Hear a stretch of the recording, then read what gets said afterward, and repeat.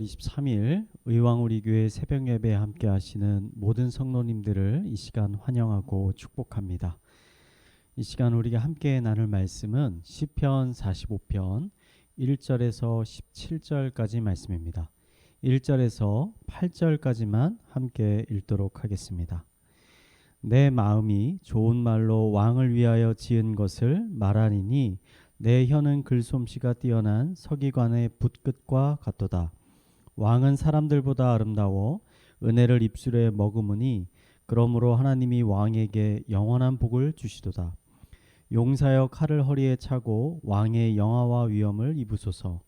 왕은 진리와 온유와 공의를 위하여 왕의 위엄을 세우시고 병거에 오르소서. 왕의 오른손이 왕에게 놀라운 일을 가르치리이다. 왕의 화살은 날카로워 왕의 원수의 염통을 꿰뚫으니 만민이 왕의 앞에 엎드려지는도다. 하나님이여 주의 보좌는 영원하며 주의 나라의 규는 공평한 규니이다. 왕은 정의를 사랑하고 악을 미워하시니 그러므로 하나님 곧 왕의 하나님이 즐거움의 기름을 왕에게 부어 왕의 동료보다 뛰어나게 하셨나이다.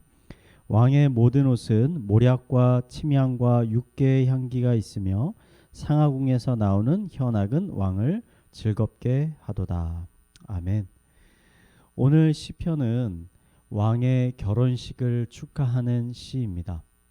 여기서 왕은 다윗 왕일 수도 있고 혹은 다윗 왕 계보에 있었던 왕 중에 한 명일 거라고 추측이 됩니다.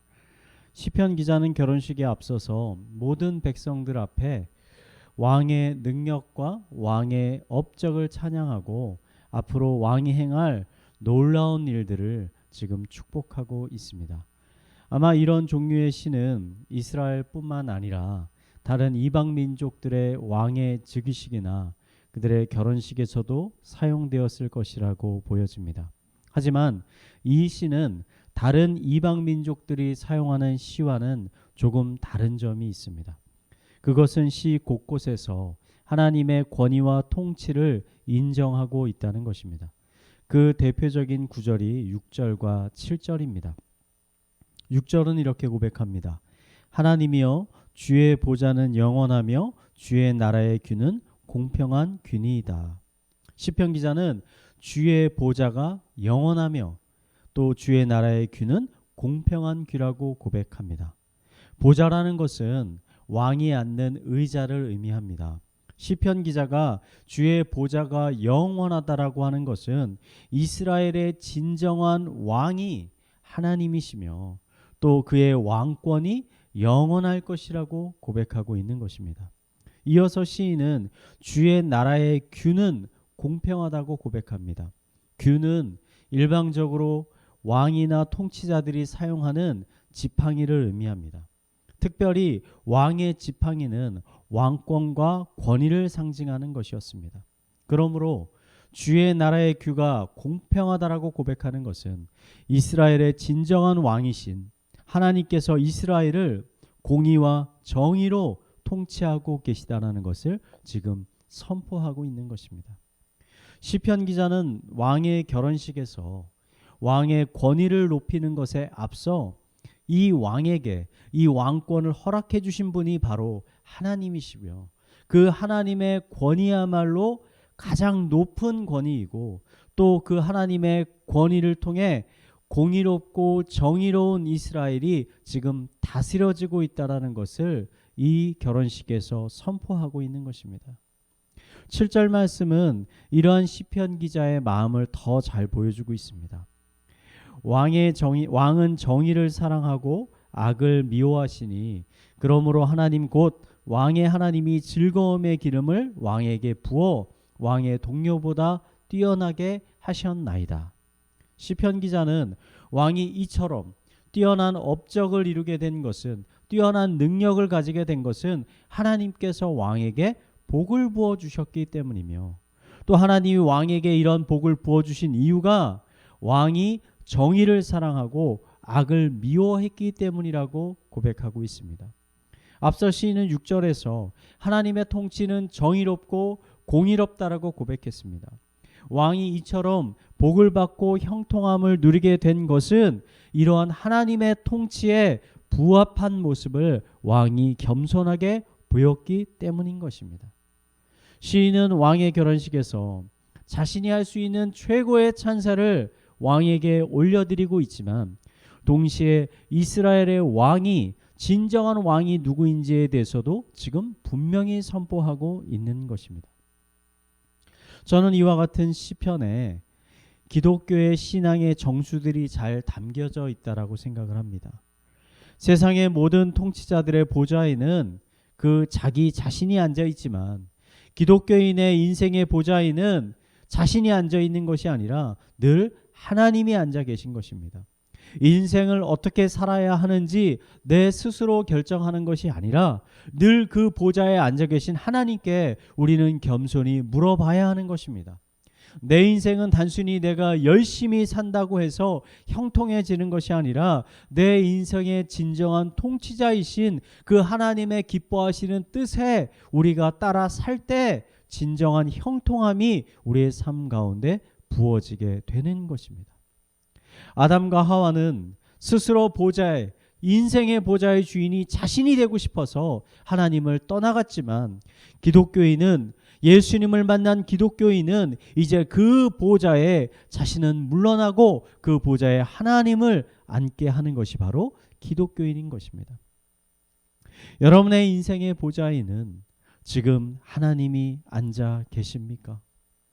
여러분은 그 보좌의 진정한 주인이신 하나님과 매일매일 충분한 교제의 시간을 가지고 계십니까?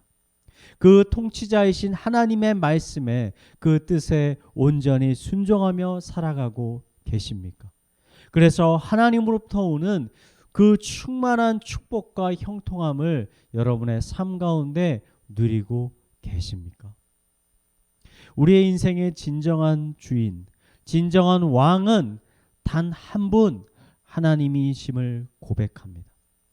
우리가 그 하나님을 온전히 따라갈 때, 그 하나님의 권위에, 그 하나님의 왕권에 우리가 온전히 순종하며 살아갈 때 비로소 우리의 삶에는 하나님이 부어주시는 평안과 기쁨과 만족함이 충만하게 넘치게 될 것입니다.